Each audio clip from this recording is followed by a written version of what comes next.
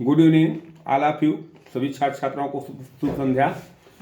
आज हम लोग एक नए बिंदु पर चर्चा करेंगे। व्यक्तित्व मापन की विधियों के संबंध में हम लोग चर्चा करने जा रहे हैं।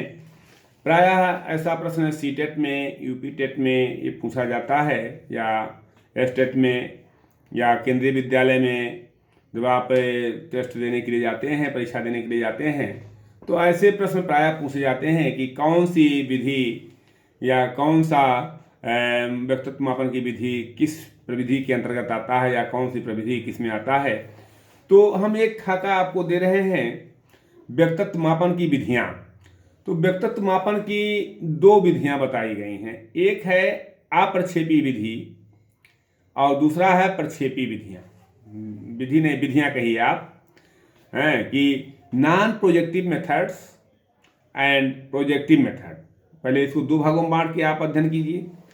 अब आप आइए अप्रक्षेपी विधियों में, जिसको नॉन प्रोजेक्टिव मेथड के नाम से जाना जाता है। तो नॉन प्रोजेक्टिव मेथड को दो भागों में फिर बांट दिया गया है, एक है व्यक्तिनिष्ठ विधि और दूसरा है वस्तुनिष्ठ विधियां। यानी नॉन प्रोजेक्टिव मेथड को, जिसको अप्रक्षेपी विधियां कहते हैं, उनके दो भाग हैं, व्यक्तिनिष्ठ विधियां और वस्तुनिष्ठ विधियां। व्यक्तिनिष्ठ विधि के जो पार्ट्स हैं उसमें आप अवलोकन विधि को आप देख सकते हैं, जिसको आप ऑब्जर्वेशन मेथड कहते हैं। साक्षात्कार विधि को आप देख सकते हैं, वो आता है। प्रश्नावली विधि इसी में आता है। व्यक्ति इतिहास विधि इसी में आता है और आत्मकथा विधि इसी में आता है।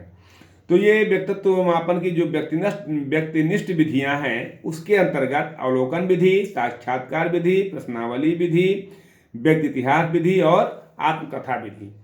जो इसका दूसरा रूप है, दूसरा पार्ट है, वह है वस्तुनिष्ठ विधि। वस्तुनिष्ठ विधियों में आप देखें तो नियंत्रित निरीक्षण विधि, श्रेणी मापनी, शारीरिक परीक्षण, परिस्थिति परीक्षण, समाज मिति और मनोनाटक विधि, ये आ जाता है वस्तुनिष्ठ विधियों में। तो ये जो पहला पार्ट मैंने आपको बताया कि अप्रक्षेपी विधियों के जो दो पार्ट थे, व्यक्तिनिष्ठ विधियां और वस्तुनिष्ठ विधियां, उसके अंतर्गत जो आने वाले थे वो मैंने आपको बताया। अब जो इसका दूसरा पार्ट है वो आप देख लीजिए। दूसरा पार्ट है प्रक्षेपी विधियां। प्रक्षेपी विधियों में साहचर्य प्रविधि आता है, रचना प्रविधि आता है, पूर्ति प्रविधि आता है, चयन प्रविधि आता है, अभिव्यक्ति परीक्षण आता है, रोसा स्याही धब्बा परीक्षण आता है, और जो है प्रासंगिक अंतर्बोध परीक्षण तथा बाल अंतर्बोध परीक्षण, ये इसके अंतर्गत आता है। हम लोग इस पे चर्चा किए हैं। दूसरा बिंदु मुझे बताना है कि व्यक्तित्व के प्रकार के संबंध में, कि व्यक्तित्व के प्रकार कौन कौन से हैं, कि कितने प्रकार में इसको मनोवैज्ञानिकों ने, शिक्षाविदों ने बांटा है। हमने ये भी आपको बताया था कि शरीर रचना की दृष्टि से क्रेचमर ने व्यक्तित्व को तीन भागों में बांटा है, लंबाकाय, सुडौलाकाय और गोलाकाय। सैल्डन ने भी उसी रूप में शरीर रचना की दृष्टि से ही गोलाकार, आयताकार और लंबाकार इस रूप में बांटा है। हम इस पे चर्चा कर चुके हैं, ये हम आपको बता भी चुके हैं। वैज्ञानिक मनोवैज्ञानिक दृष्टिकोण से अगर आप देखें तो युंग ने इसको तीन भागों में बांटा है। व्यक्तित्व को तीन प्रकार का व्यक्तित्व बताया है: अंतर्मुखी व्यक्तित्व, बहिर्मुखी व्यक्तित्व, उभयमुखी व्यक्तित्व। इन तीनों को हम बाद में विश्लेषण करेंगे कि अंतर्मुखी व्यक्तित्व के अंतर्गत किस तरह के विचारधारा के व्यक्ति आते हैं, किस तरह के सोच वाले आते हैं, बहिर्मुखी में किस तरह के व्यक्ति आते हैं, और उभयमुखी में किस तरह के व्यक्ति आते हैं, या अंतर्मुखी व्यक्तियों के गुण दोष क्या होते हैं, बहिर्मुखी व्यक्तियों के गुण दोष क्या होते हैं, और उभयमुखी व्यक्तियों के गुण दोष क्या होते हैं। तो ये जो मनोवैज्ञानिक दृष्टिकोण से इसको तीन भागों में युंग ने बांटा है। मूल्यों की दृष्टि से अगर आप देखें, या समाजशास्त्रीय दृष्टि जिसको कह सकते हैं, क्योंकि सामाजिक मूल्यों की दृष्टि से अगर आप कहें तो ज़्यादा अच्छा होगा कि सामाजिक मूल्यों की दृष्टि से अगर आप देखें, या सामाजिक दृष्टि से, समाजशास्त्रीय दृष्टि से, तो इसको स्पेंजर ने बांटा है 6 भागों में। व्यक्तित्व को। सैद्धांतिक व्यक्तित्व, आर्थिक व्यक्तित्व, धार्मिक व्यक्तित्व, राजनीतिक व्यक्तित्व, सामाजिक व्यक्तित्व और कलात्मक व्यक्तित्व, ये जो है मूल्यों के दृष्टिकोण से। अब आप अगर भारतीय दृष्टिकोण से आप देखें तो गीता के अध्याय 14 के श्लोक 19 में लिखा, श्लोक 9 में लिखा गया है, 3 तरह के व्यक्तित्व की चर्चा आई है, सात्विकी, राजसी और तामसी। यानी जो भारतीय दृष्टिकोण है, गीता भारत का महा पवित्र ग्रंथ माना जाता है, उसके अनुसार सात्विकी, राजसी और तामसी ये 3 आए हैं। वहीं भारतीय दृष्टिकोण में ही आयुर्वेद के अनुसार अगर आप देखें तो आयुर्वेद ने वात प्रधान व्यक्ति, पित्त प्रधान व्यक्ति और कफ प्रधान व्यक्ति के रूप में बांटा है। आप अगर ग्रंथियों के रूप में देखें तो ग्रंथियों के रूप में इसको जो है वाहिनी ग्रंथियां और तंत्रिका ग्रंथियां 2 रूप में बांटा गया है व्यक्तित्व को। जेम्स ने कोमल हृदय वाला और कठोर हृदय वाला 2 रूपों में बांटा है व्यक्ति को। न्यूमैन तथा स्टर्न ने विश्लेषणात्मक व्यक्ति और संश्लेषणात्मक व्यक्ति के रूप में बांटा है।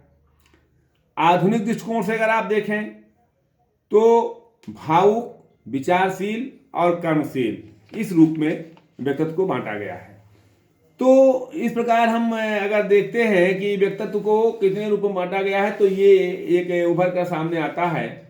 ऐसे ही हम लोगों ने छोटी छोटी बातों को अगर देखें तो जो जीन पियाजे ने बौद्धिक संज्ञानात्मक विकास की जिन अवस्थाओं को बांटा है उनको आप देख लें कि जीन पियाजे ने बौद्धिक या संज्ञानात्मक विकास की अवस्थाओं को 4 भागों में बांटा है। पहला है जन्म से 2 वर्ष की अवस्था, जिसको संवेदीय पेशीय अवस्था कहते हैं। दूसरा है पूर्व संक्रियात्मक अवस्था, जो 2 वर्ष से 7 वर्ष तक की अवस्था मानी जाती है। तीसरा है ठोस या मूर्त संक्रियात्मक अवस्था, जिसे 7 से 12 साल तक माना जाता है। और चौथा है औपचारिक संक्रियात्मक अवस्था, जो 11 यानी 12 वर्ष से ऊपर की अवस्था मानी जाती है।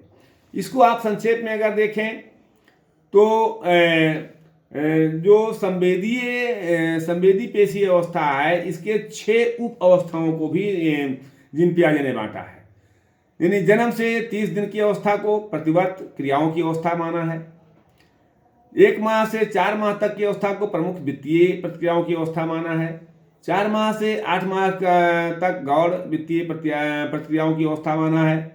और 8 माह से 12 माह तक गौड़ स्प्रीमेंटा के समन्वय की अवस्था माना है।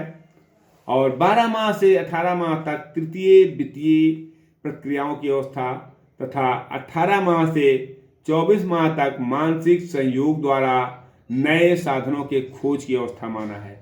यानी जो जन्म से 2 वर्ष की अवस्था होती है, जिसको संवेदी पेशीय अवस्था कहते हैं, उसको उसके 6 उप अवस्थाओं में या 6 उप भागों में इसको बांटा है पियाजे ने। जो पूर्व संक्रियात्मक अवस्था है, जो जिसका एज 2 से 7 वर्ष है, उसको भी इन्होंने 2 भागों में बांट दिया है।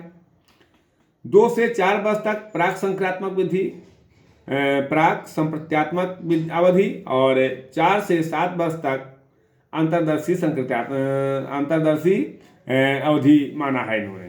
तो इस प्रकार से हम देखें अगर तो चाहे वो व्यक्तित्व की बात हो, चाहे वो जो है बुद्धि की बात हो, बुद्धि के संदर्भ में अगर आप देखें तो उसमें भी हमने तमाम जो प्रश्न आते हैं उस पर लोग भ्रमित हो जाता है कि उसको किसने क्या किया है, किस तरह से सिद्धांत को प्रतिपादन किया है।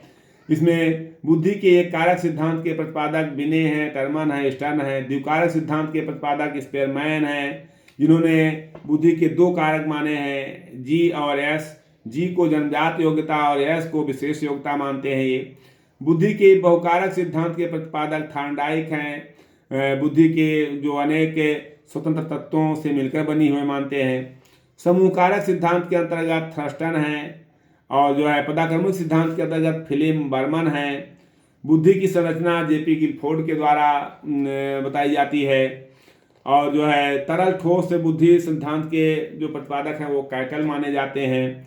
बहुबुद्धि सिद्धांत का जो प्रतिपादक माना जाता है वो गार्डनर को माना जाता है। या संज्ञानात्मक विकास सिद्धांत में आपको मैंने पियाजे की चर्चा की, पियाजे माने जाते हैं। त्रितंत्र सिद्धांत रॉबर्ट स्टर्नबर्ग माने जाते हैं और त्रिस्तर सिद्धांत को रेमंड गटल माने जाते हैं। तो इस तरह से जो बुद्धि के सिद्धांतों की बात है वो की गई है।